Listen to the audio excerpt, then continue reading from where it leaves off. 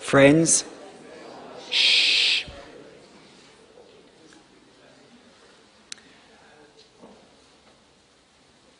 Just before we proceed, if I could respectfully request those whose mobile phones are still on and have not yet silenced it to please do so at this point.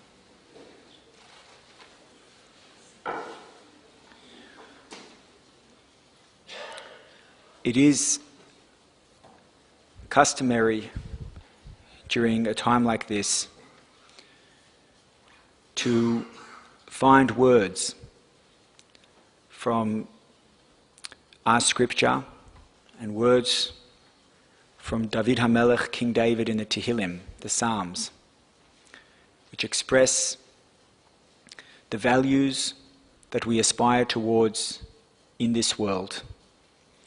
And I'll start with the first chapter in which King David distinguishes between the path of the righteous and the path of the wicked. For those wishing to join in, it is on the front of the laminated booklets in front of you with chapter 1. Ashrei ha'ish asher lehalach bi'atzat reshayim u'bederech hatoim le'yamad v'moshav leitzim le'yashav ki im b'torat Adonai chefzo v'torato yegeh yomam v'layla v'haya k'et shatul al palgei ma'ayim asher piryo yitem b'yito v'yoleo lo yibo v'chol asher yaseh yatzliach lo chen harishayim ki im kamot asher titfenu ruach al ken lo yokomu rishayim b'mishpat v'chataim b'adat tzadikim ki yodei Adonai derech tzadikim v'derech rishayim toved. Chapter 23, Perek Chav Gimel, at the bottom of the page, in which King David highlights the faith that all of us have embedded in our hearts. Even during the most difficult times, we always retain our belief in a higher power. Mizmor leDavid, Adonai roi lo yachsar, binot deshe yarbitzeini al mei menuchot yenaleini.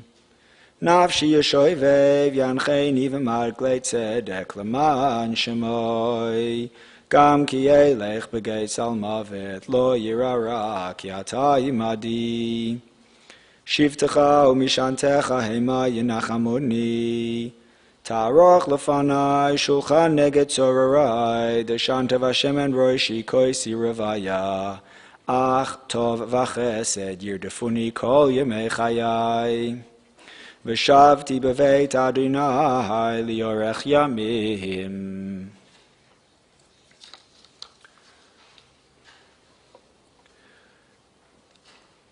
This afternoon, we gather together as family, friends and community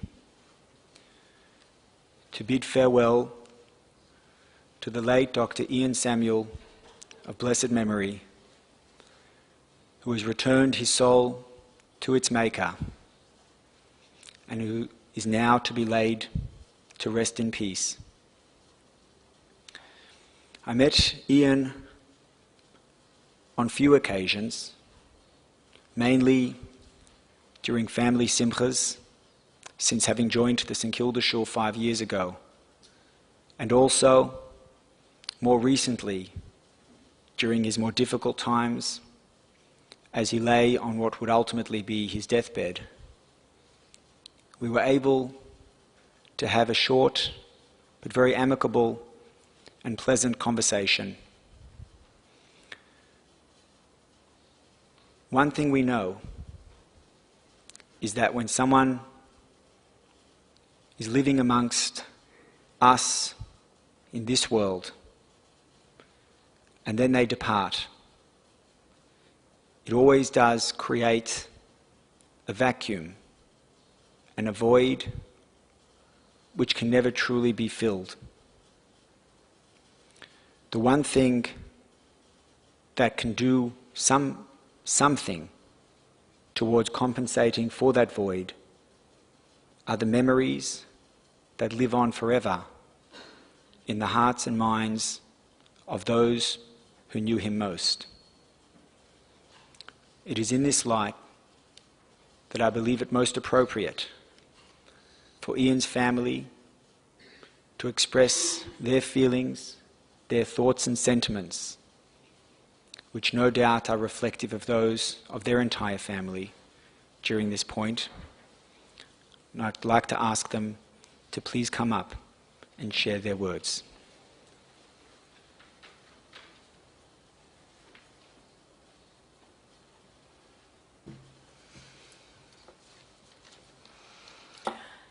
I'm going to share the early days of my brother, the joyous days, the days when Ian was a bit like a rock star for me. He was only 18 months older than me. He was born also like I was in Bondi, New South Wales, on the 4th of the 8th, 1945, which made him just 71 and a bit when he passed on. I don't remember Ian directly as a baby, but I've seen the photos of a little blonde, plump, happy little boy with curly hair and already as a child, a strong, loving personality. My strongest memory of the two brothers, Lloyd and Ian, who unfortunately Lloyd has already gone to God 4 years ago, was of riding our bikes down Airdrie Road in Caulfield, where we lived. The boys streaming ahead and me shouting, "Wait for me!" seemed to be the way it was as the youngest sis with two brothers. And then, of course, were our back garden cricket games. We were lucky to have a huge back garden. The first half was clear, the second half full of big trees. And there, Lloyd and Ian and I would play cricket. They would bat and bowl, while I was outfielder. You know, being the little girl. Until one day, around about the age of 10, I woke up. And I faced my big brother and said, I want you to bowl underarm and I want to bat twice. And he said, "Get out there and bowl, sis, and field." And I said, "No, you need me more than I need you." And so it was that I found my voice, and you haven't been able to shut me up ever since. But mostly it was the two of them, the two big brothers, doing things together, tinkering with cars. One gorgeous memory is the car they bought, which was one of those black Elizzy-Dizzy cars which they pulled apart in the side drive of Balaclava Road and never managed to quite get going, but they had fun. When they were younger, we had a friend up the street called Blair, and Ian and I and Blair built billy carts together and drove them down Airdrie Road and into Keong Road. My mum, thank God, didn't know how dangerous it was, but it was a beautiful memory. And this same young man, his dad would take us to Black Rock every Sunday morning to climb on the huge cliffs at the time. If you've been to Black Rock now, it's very small. But we clambered over the rocks and watched that sinking rusty ship that's still there, but nearly gone. I remember one dramatic day when Lloyd, who did have a temper and Ian didn't, for some reason threw a brick at his younger brother. And as the blood was streaming down and Dad was shouting at Lloyd, I remember that Ian looked so innocent, so not the one that might have provoked his big brother. He always seemed to be the blessed, innocent young boy. But one sad memory was the time that Ian climbed up one of our large backyard trees. And to my horror, and because I've got Dad's very strong, fairly accurate visual memory, I remember him falling from the top to the bottom, and each branch would break his fall until he clunked to the bottom. But being Ian and being a blessed, innocent boy, all he ended up with was a couple of scratches and a few bruises. The older we became, the closer Ian and I became. Being only 18 months apart, when we shifted from Airdrie Road to Balaclava Road, we both hit puberty. And as a result, I had a crush on all his boyfriends, and all his boyfriends had a crush on my girlfriends and I. And it was lovely to see the way we all played tennis together and table tennis and had parties. Because as already been mentioned, my parents always opened their home, and there was always people dropping in. There was always people at 105 Balaclava Road. Just dropping back a little bit in time, probably when we were still in Airdrie Road, my mum went off to a bar mitzvah of Dr. Stoll's son, Keith, who now lives in England. And then we got a call from Mum that we had to get dressed and get dressed up and come to the bat mitzvah party quickly, because there was a 13-year-old girl who Mum thought was absolutely gorgeous, bright, intelligent, attractive, smart. And for those of you who know her, her name was Rosetta. And her brother is here today, and Rosetta would be here, only she's in somewhere in Switzerland with her third husband, but that's another whole story. So down we came, and Ian and Rosetta, at the age of about 13, because they were about the same age, were virtually inseparable from that day onwards. I even remember how modern my parents were. We actually went for a holiday to the Snowy River and took Rosetta with us at the age of 15.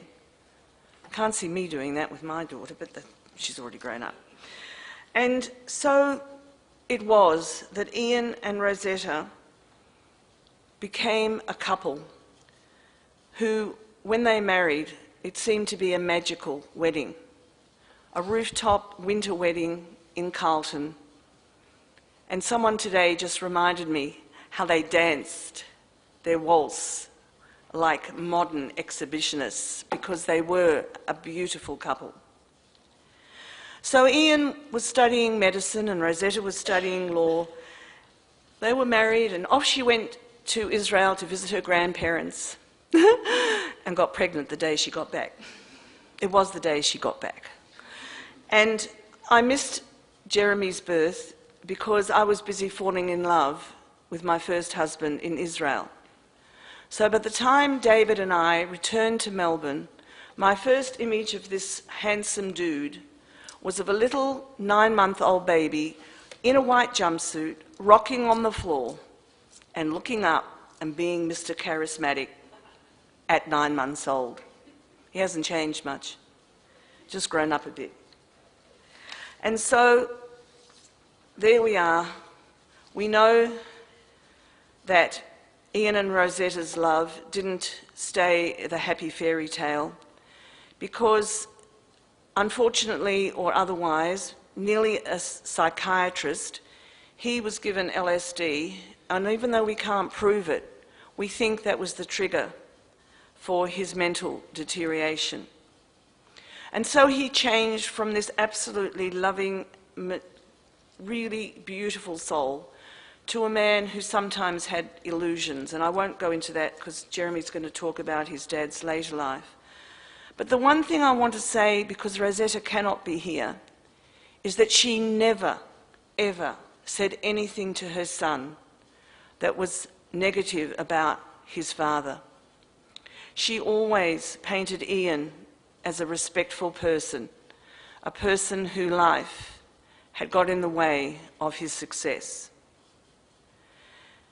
I think one of the things that's so personally sad for me about Ian's last 45 years is that for every yontif and for every family occasion, I haven't really had that brother that I could share it with.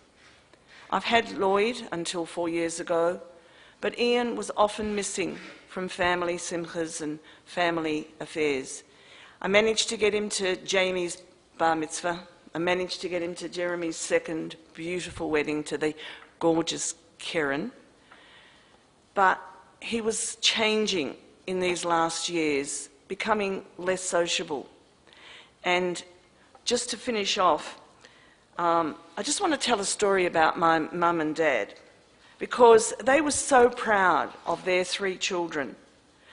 Mum was especially proud that all 3 of us ended up at university with a university education, because she herself, as a woman in the 50s or in her era, just before feminism, her 2 brothers, Oliver Shalom, starred in law, QC, medicine, but none of the girls were able to go to university. Mum topped year 8 and went to work in her uncle's sock factory.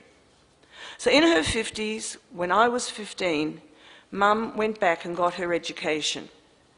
She herself started with law, and there was Ian doing medicine and little Judy doing arts.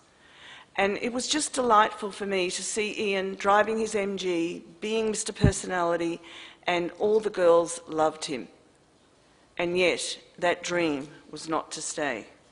But my parents never stopped believing in their 3 children. They always had the belief that some miracle might happen and that Ian would become healthy and whole again, and that Lloyd's physical health would be strong again.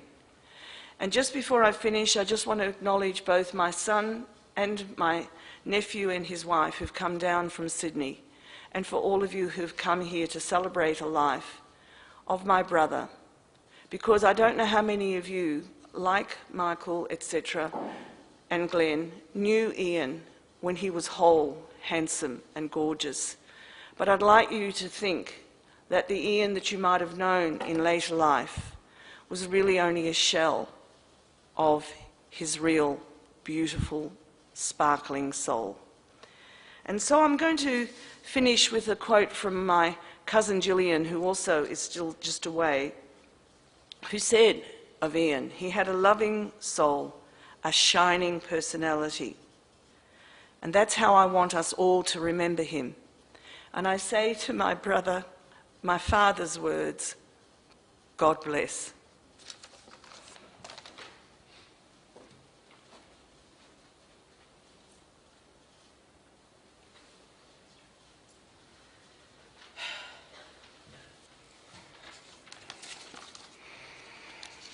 Thank you, Judith. It's always dangerous to follow a professional public speaking coach.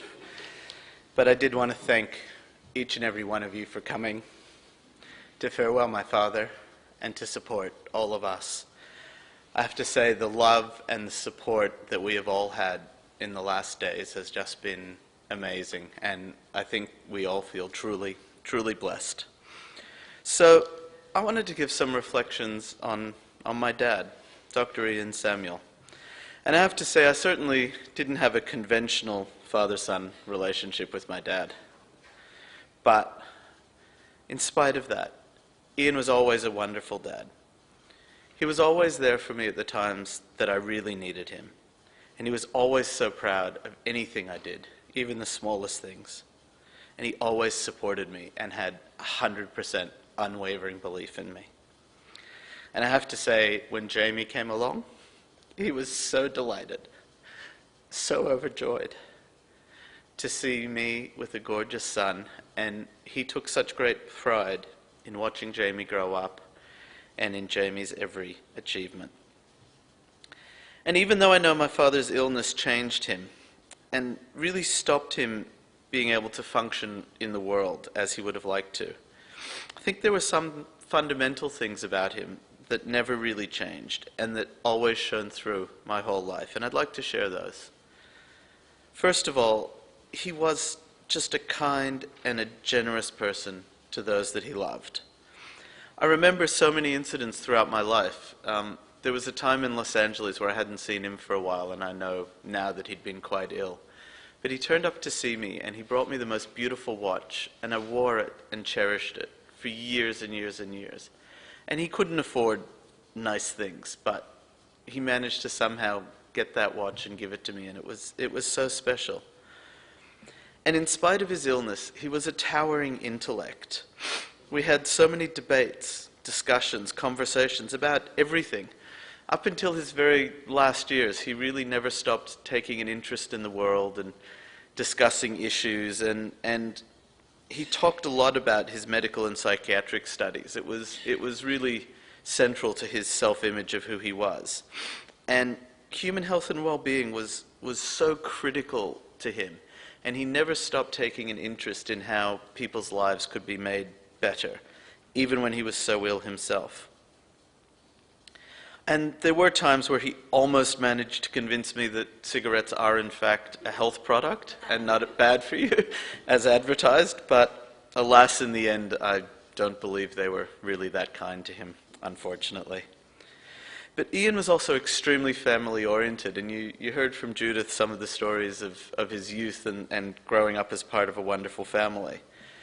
But he never let go of that. It was so dear to him, and his family was at the core of everything that he was. And he told so many stories, and he had such an amazing memory for all of the people who were a part of his family.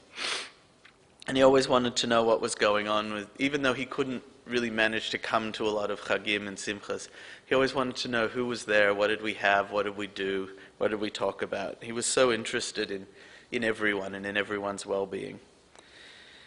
And no matter what setbacks he always had a positive spin on life.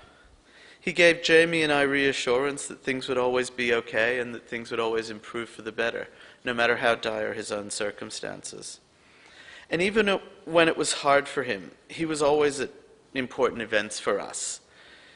I remember that he was so glad that I'd married Karen and that he was able to be at our wedding. And I remember taking my dad with Jamie into the city to buy him a suit for Jamie's bar mitzvah. And we had such a beautiful day, eating lunch in de Graaf Street and just being together, the three of us. And he was so proud of Jamie on that day. And I have to say, he scrubbed up pretty good. And I do feel very, very blessed because I do have so many good memories of my dad. But particularly the memory that sticks, and it's quite recent, is after Jamie was born and my grandfather Elwin was living by himself after my darling Nana Yetta had died. And we used to go every Saturday morning and pick up my grandfather and go to Ian's and go for a walk up to the park. And the four of us would run around the park. Elwin would run around up and down the slides chasing little Jamie. Ian would kick the football with him in later days. And the three of us oldies would sit on the bench watching Jamie chase the birds and talk about politics. Somehow I managed to be the black sheep who was a liberal supporter in our family. The rest of you were all lefties. I don't know what I did wrong, but... But we had wonderful conversations and wonderful times, and it's something that I really cherish about my dad.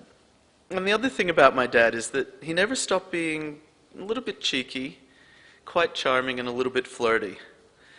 And he really loved people. He was a real people person. And I remember as a kid, whether he was living in LA, whether he was living in South Yarra, he always had friends around. He always had people who he would find and befriend. And it made him so happy.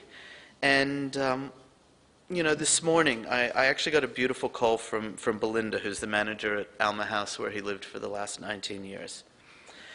And she talked to me about the community they have there. And for any of you who've ever been to Alma House, they're a real community of oddballs, but they're a beautiful group.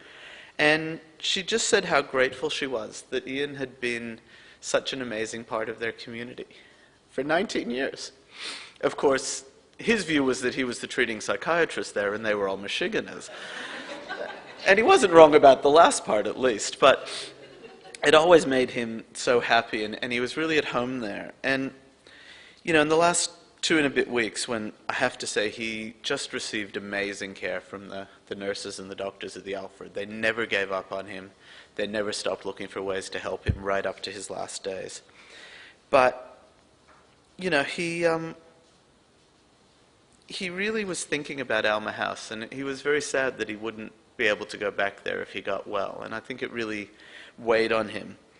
But it was also so beautiful because we made an effort to get in there every day, and he'd always say, "You don't have to come every day. Why are you here again? Haven't you got things to do?" He was concerned about us taking the time to see him.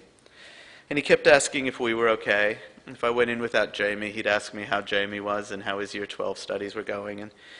And he kept a smile on his face and managed to share a laugh with me, even breathing through an oxygen mask in his last days. And even yesterday morning, he just couldn't fight anymore. But the nurses said to me that in the morning he was joking with them and talking to them and was so lovely. And that he just peacefully slipped away. He just couldn't fight anymore. So I am really sad today to lose my father and my friend. But I guess I am sad because I think that he was sad at many points in his life. That he never got to do and achieve the things that he had planned. And you've heard from Judith about what a wonderful guy he was before he got sick. And I have to say, I've had amazing messages from friends of my parents and of Judith's who knew him. And it's been so beautiful hearing those memories. And I could always see glimpses of that person. He never really went away. He was in there somewhere. And I guess part of Ian's challenge through the last period of his life was that when he was more well, he was aware of what he'd lost. And it was a real struggle. Of course, when he was sicker, he was happier because he was running everything and treating everybody. And I often wondered and commented which was the better. And I think he was better off when he actually wasn't so lucid because he was happier. But you know, there are so many things that Ian could have been and couldn't achieve, and it really wore on him.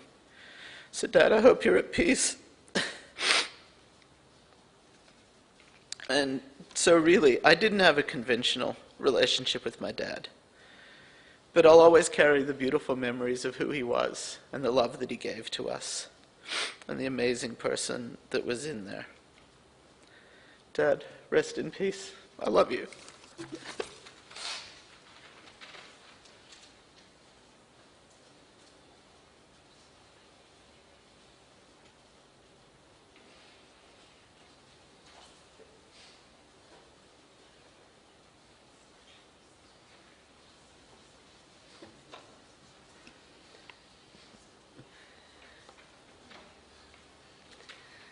It's very hard to speak after two very good public speakers. I was reflecting about my uncle's life, and I was thinking, what is it that I'm going to take from his life? What is it that he taught me? And I thought about, we're supposed to emulate God in this world. And I thought there are three ways that for me, my Uncle Ian walked in God's ways. The first one is Hachnasat Orchim, that I never visited him in his own home. It was always in my grandparents' home or at Alma House, and yet he always found a way to be host, to play host, always found a way to make me and my family feel comfortable and welcome in his space. This is something that I will try and do. We're also told to be slow to anger. And when I was reflecting on my memories of Ian, I don't have a single memory in which he was angry, which is more than I can say for other people in our family. And I thought if anyone had a reason to be angry about the injustices in the world and in one's own life, he had every reason. And if he could learn to not be angry, maybe I can learn too. And the last idea comes from this week's parasha, Parashat Eikev, where we're told that God has a Zroa Netuyah, this outstretched arm.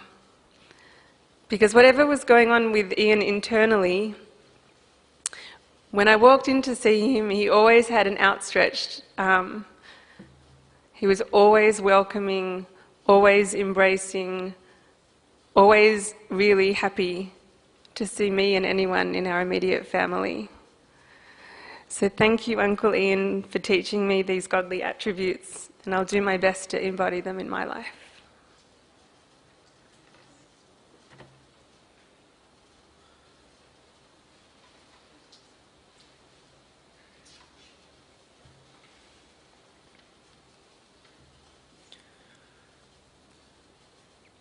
It's a difficult task to conclude after 3 good speakers. But Judith and Jeremy and Gabby, on behalf of everyone here, we know that your words came from deep within, and they've certainly impacted on all of us accordingly, and certainly given a window into Ian's life for those of us who didn't get to know him personally over the years. And we thank you for that. And on behalf of everyone here, we express to you all our wishes of long life and strength and only happiness from now on to all of you.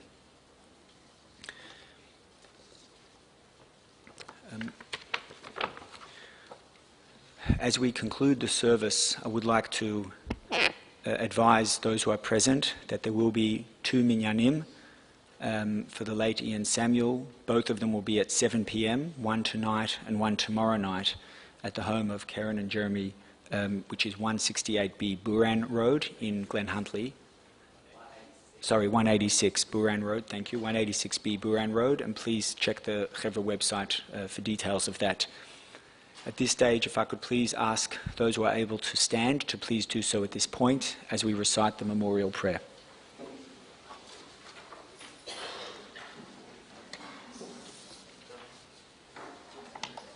If you can.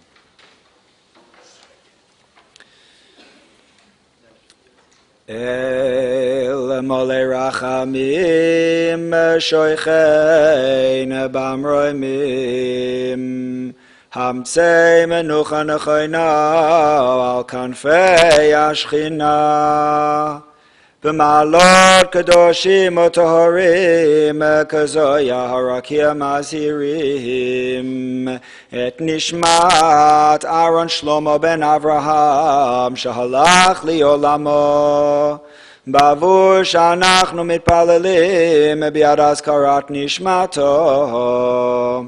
Began Eden tehei menuchato lachein bal harachamim yastirel b'seite knafav liolamim v'yitzro b'torah chaim et nishmato Adonai hu nachalato v'yanuach b'shalom al mishkavo v'nomar amen. God, full of compassion, who dwells on high, grant proper repose on the sheltering wings of your presence, in the lofty levels of the holy and pure, who shine as the brightness of the firmament, unto the soul of Dr. Ian Samuel, who has gone to his world and for whose memory we pray. May his repose be in Gan Eden in spiritual paradise, and may the Master of Compassion bring him under the cover of his wings and bind his soul in the bond of life. May God be his heritage, and may he repose on his resting place in peace. And let us respond, Amen. If I could please ask 4 to 6 gentlemen to assist in carrying the coffin to its final destination, and I would ask men and ladies to please exit through the rear.